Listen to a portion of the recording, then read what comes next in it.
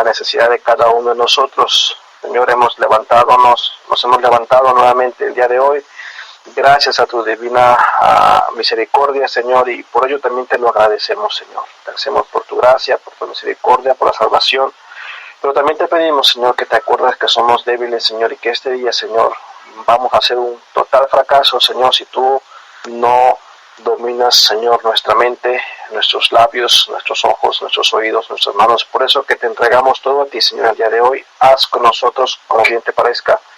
Obra en nuestras vidas, Señor. Bendice a aquellos que me están escuchando. Háblanos a través de sus escrituras en el nombre precioso de Cristo Jesús. Amén. Vamos a ver el capítulo 9 y 10, hermanos, brevemente aquí. En esta ocasión voy a hablar un poco acerca de la restauración de Israel. Como decía yo hace rato, Zacarías comienza en sus primeros 8 capítulos a través de una serie de visiones, dando Dios a entender a su pueblo lo que ellos tenían que hacer. Pero ahora el tema se enfoca un poco más en cuanto a un evento más futuro de Israel. Aquí empezamos el capítulo 9 diciendo: la profecía de la palabra de Jehová está en contra de Adrac y sobre Damasco. Y habla acerca de 2 ciudades, más adelante se mencionan otras.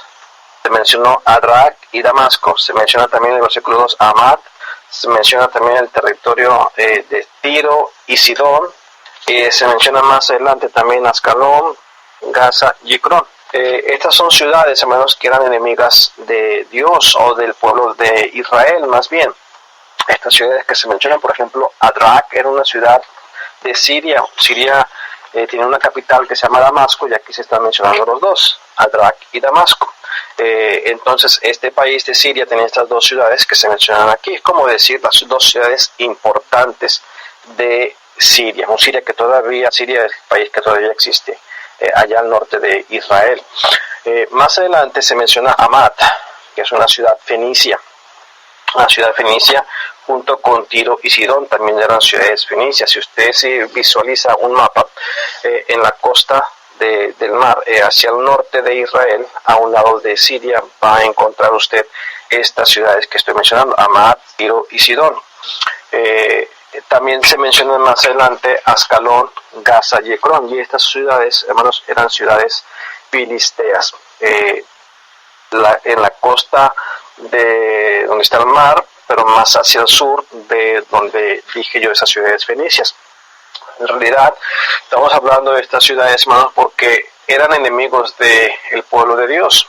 Pero lo curioso del caso es de que se nos identifica el capítulo 9 como una profecía de la palabra de Jehová, y en contra, dice, de estas tierras. O sea, Dios está hablando aquí en contra de estas tierras, y en estos versículos que acabamos de leer se puede ver a Dios peleando con estas naciones enemigas de Israel.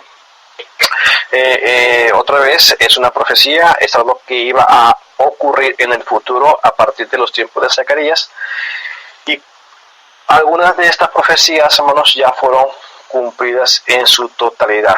Cuando dice está en contra, cuando hablando que Dios o Jehová está en contra, denota claramente que Dios se encargará, hermanos míos, de los enemigos de su pueblo.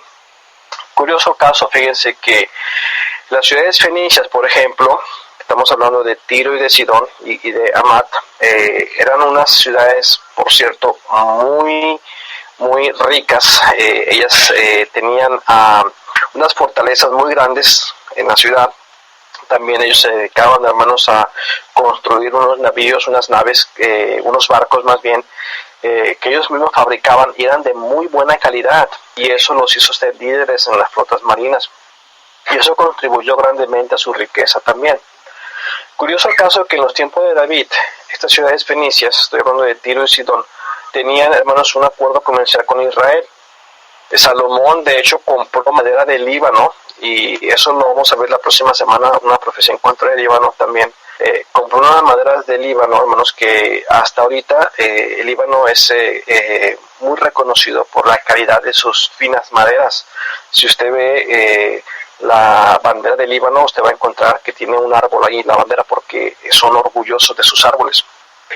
Ellos Salomón compró esta madera de allá del Líbano y usaba los servicios de las flotas marinas de los fenicios para transportar la madera para construir el templo, y a cambio Israel les daba trigo, cebada, aceite, vino, etcétera. Esto lo puede encontrar usted en los libros de allá de las crónicas.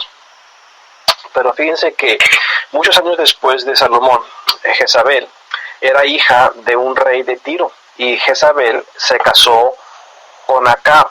Acab fue un rey grandemente influenciado por esta perversa mujer que introdujo la gran idolatría en la nación del norte de Israel.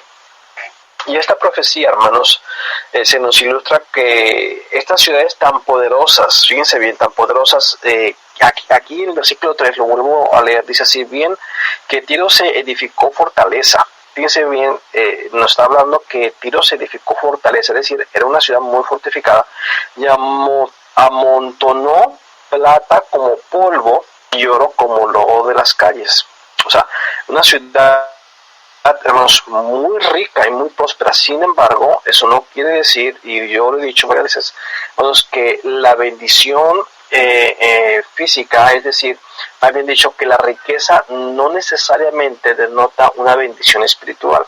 Entonces, estas ciudades, a pesar de su gran riqueza, a pesar de la plata, a pesar del oro, a pesar de su fortaleza, Dios las iba a derrumbar. Y mire qué curioso el caso. Alejandro Magno, en el 332, 331 antes de Cristo, vino y tomó y destruyó estas ciudades, hermanos. Le tomó mucho tiempo, pero al fin pudo tomar esas ciudades y las destruyó.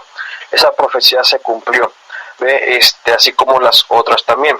Más adelante vemos las ciudades filisteas. Dice: quitará la sangre de su boca. Dice aquí, por ejemplo, verá versículo 5, Ascalón y verá Gaza también, y se ordenará en gran manera a sí mismo, porque porque su esperanza será confundida, y perecerá Gaza y Ascalón no será habitada. Dice más adelante: habitará en Asdod un extranjero, y pondré fin a la soberbia de los filisteos, y se quitaré la sangre de su boca y sus abominaciones de entre sus dientes, y quedará también un remanente para nuestro Dios. Qué curioso, y se quitará la sangre de su boca y sus abominaciones de sus dientes. O sea, muy probablemente, hermanos, esta gente pues estaba hablando puras abominaciones. La sangre de su boca, hermanos, estaba denotando que probablemente había, hermanos, muchos homicidios, secuestros, torturas, y estas ciudades, hermanos, también dejaron de existir.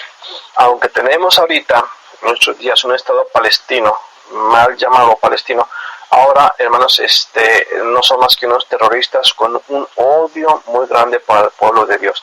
Hermanos, no tenemos duda de que el Señor va a tomar en cuenta esto. Más adelante, seguimos leyendo el versículo 9, dice así: alégrate mucho, hija de Sión, da voces de júbilo, hija de Jerusalén. He aquí tu rey vendrá a ti, justo y salvador, humilde, y cabalgando sobre un asno de pollino, hijo de asna.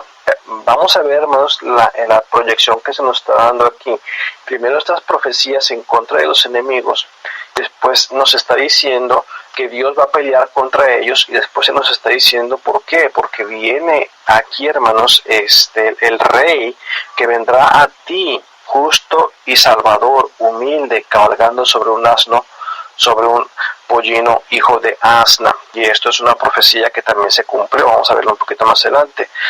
Dice versículo 10: y de Efraín destruiré los carros y los caballos de Jerusalén, y los arcos de guerra serán quebrados, y habrá paz a las naciones, y su señorío será de mar a mar, desde el río hasta los fines de la tierra. Tú también, por la sangre de tu pacto, serás salva. Yo he sacado a tus presos de la cisterna, que no hay agua. Volveos a la fortaleza, oh prisioneros de esperanza. Hoy también os anuncio que os restauraré el doble, porque he estado para mí, vuelvo y repito este versículo, lo dije mal, porque he entesado para mí a Judá como arco, e hice a Efraín su flecha, y despertaré a sus hijos, oh Sión, contra tus hijos, oh Grecia, y te pondré como espada de valiente. Y Jehová será visto sobre ellos, y sobre su dardo saldrá como un relámpago. Y Jehová el Señor tocará trompeta, irá adelante, irá entre torbellinos del austro. Jehová de los ejércitos los amparará, y ellos devorarán y hollarán las piedras de la honda, y beberán y hallarán estrépito como tomados de vino, y se llenarán con como tazón o como cuerno del altar. Termina el capítulo, dice así: y lo salvará en aquel día Jehová su Dios como rebaño de su pueblo, porque como piedras de diadema serán enaltecidos en su tierra, porque cuánta es su bondad y cuánta su hermosura. El trigo le dará a los jóvenes y el vino a las doncellas. Perdónenme, hermanos, estoy batallando para leer porque no me he puesto los lentes, pero ya ahorita resuelvo ese problema, le pido una disculpa. Pero mire, hermanos, que aquí nos está dando, hermanos, una profecía de la venida del Mesías. Aquí se está diciendo que ellos deben de alegrarse mucho porque va a venir el rey. Y después se está prometiendo una futura liberación, hermanos, para Israel. Y esto es curioso, porque en este momento, aparentemente, Israel tenía, hermanos, hasta cierto punto una libertad, porque ellos estaban regresando a reconstruir la ciudad. Sin embargo, volvemos al punto con el que comenzamos. Esto es una profecía para el futuro. Entonces, se le está diciendo aquí que ellos van a ser libres. ¿Libres de qué? Bueno, vamos a verlo en un momento más. Pero fíjense que se nos está dando, hermanos, ahora que el Mesías va a venir como una profecía, pero fíjense que esto sucede en dos etapas. Cuando el Mesías llegó, se cumplió la parte del versículo 9 cuando dice: he aquí tu rey vendrá a ti, justo y salvador, humilde, cabalgando sobre un asno, sobre un pollino, hijo de asna. Cuando esto se cumplió, hermanos míos, el pueblo de Israel, la nación de Israel, estaba bajo el dominio de los romanos. Entonces, del versículo 10 en adelante que acabo de leer, bueno, hay otra parte de Israel que estaba esperando, que era una liberación de lo que pues se está prometiendo aquí. Sin embargo, eso no sucedió cuando Cristo vino. No fueron libres del dominio romano. ¿Por qué? ¿Por qué no fueron libres del dominio romano? Mire, déjenme le explico de esta forma. Cuando Cristo llegó, se cumplió esta parte de la profecía y el Señor estaba predicando, hermanos míos, el evangelio del reino de Dios. O sea, Él venía predicando el evangelio del reino de Dios. La gente confundió este mensaje porque ese reino no se estableció en el momento que Cristo vino a la tierra hace 2000 años atrás, porque su pueblo lo rechazó. La primera parte que se profetizó en el capítulo 9 la podemos ver en el capítulo 21 de Mateo, cuando él entra, hermanos míos, triunfalmente a la tierra de Jerusalén.